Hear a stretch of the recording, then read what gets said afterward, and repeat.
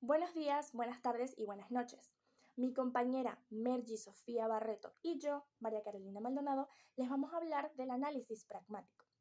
La pragmática es una subdisciplina lingüística que estudia el significado que adquieren los signos en la interacción, que dependen del lenguaje y el contexto, tomando en cuenta elementos que la gramática no estudia, que son el emisor, el destinario, o mejor conocido como el receptor, la intención, el contexto verbal, el contexto social, etc. En este video podemos notar cómo el emisor, en este caso la chica, le pregunta al chico si sabe en dónde se encuentra la panadería más cercana, a lo que el chico le responde literalmente que sí, pero no le responde en dónde se encuentra esta panadería. Si nos ponemos a pensar, el chico respondió bien, porque lo que ella le preguntó era si sabía en dónde estaba la panadería, no si le podía decir en dónde se encontraba. De manera cotidiana hacemos estas preguntas y ya de forma natural respondemos, porque entendemos el contexto de la situación. El contexto juega un papel muy importante a la hora de comunicarnos, ya que gracias a él podemos comprender lo que se nos está intentando comunicar. Aquí también entra en juego el contexto social.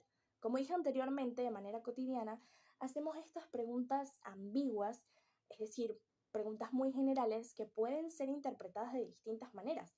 Y este video es el claro ejemplo. El chico responde tal cual lo que se le pregunta.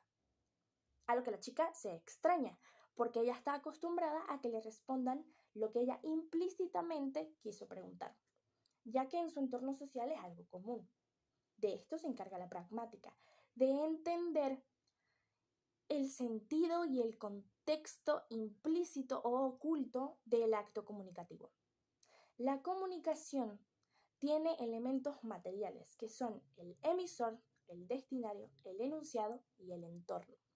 Y elementos inmateriales que son la intención y la relación social. Estos elementos se relacionan entre sí, ya que ninguno funciona sin el otro. El emisor no puede transmitir bien el enunciado o el mensaje si no tiene la intención correcta, porque puede confundir al receptor. Igual que el enunciado o el mensaje no se puede transmitir bien si el emisor y el destinario no tienen la misma relación social. Por ejemplo, un venezolano está acostumbrado a comunicarse de cierta manera en su entorno social. A la hora de este venezolano comunicarse con una persona extranjera, hable su mismo idioma o no, va a tener problemas a la hora de comunicarse, porque este extranjero no tiene el mismo entorno social que tiene el venezolano. Igual pasa viceversa. De esto se encarga la pragmática. La pragmática va mucho más allá de las palabras, ya que abarca el estudio de la interpretación del significado con palabras, signos, entre otros.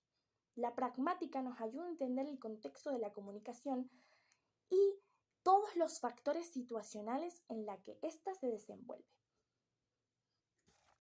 Lo que el emisor intenta comunicar lo descubre el destinatario mediante un proceso de interpretación utilizando la información pragmática, que es la interpretación tomando en cuenta el contexto y situación comunicacional.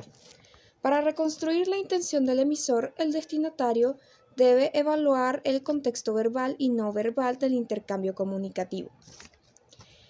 En el enunciado, ¿sabes dónde queda la panadería más cercana? La intención del emisor no es comprobar el conocimiento geográfico del destinatario, sino que está pidiendo la indicación y que le muestre dónde es que queda la panadería más cercana. Esto ocurre porque al hablar comunicamos más de lo que literalmente decimos. En el intercambio verbal, esto se realiza mediante una codificación implícita del lenguaje. La información implícita quiere decir que decimos algo con la intención de que se entienda una cosa diferente o relacionada.